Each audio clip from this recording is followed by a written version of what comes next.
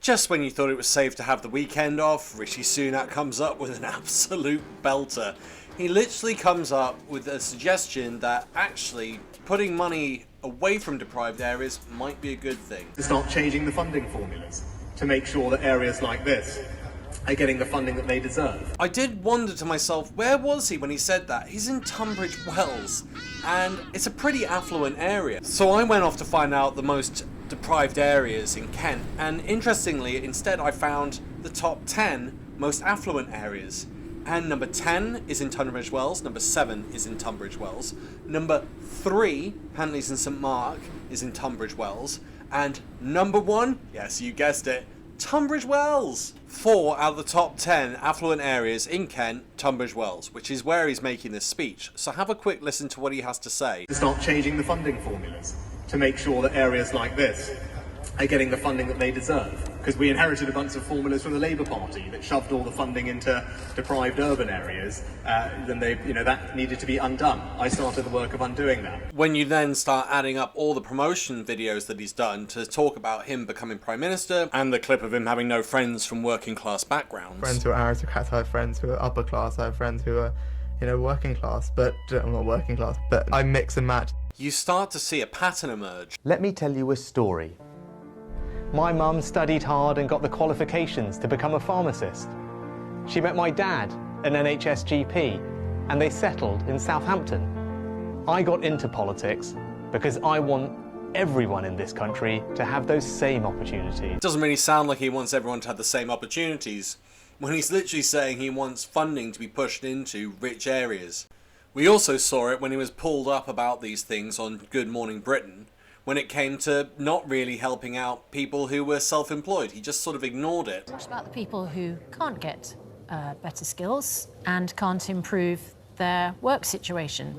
I mean, the removal of this uplift adds up to more than £1,000 a year.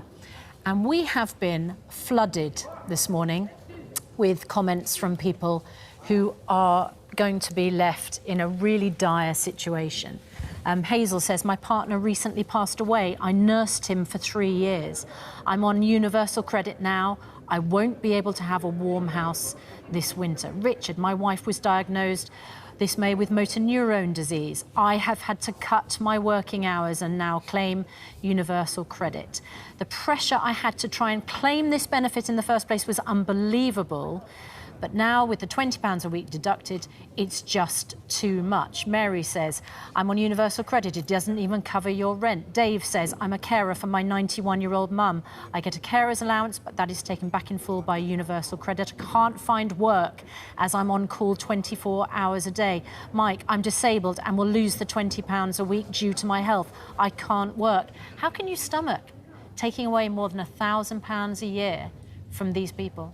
So a large group of people are unable to work, carers or people with disabilities, and then his response is... Now, you gave lots of examples of different people. I can't go through all 3 of those, but I'm probably more optimistic than you about people not being able to get the support they need to find new work or better skills. We're actually fully funding, for example, 10 million adults to receive what is called a level 3 qualification, which many don't have. So he's asked about what people can do if they're not able to work, and his response is, go get a job and get skilled up. Just drop the 24/7 hour care and just go straight into learning.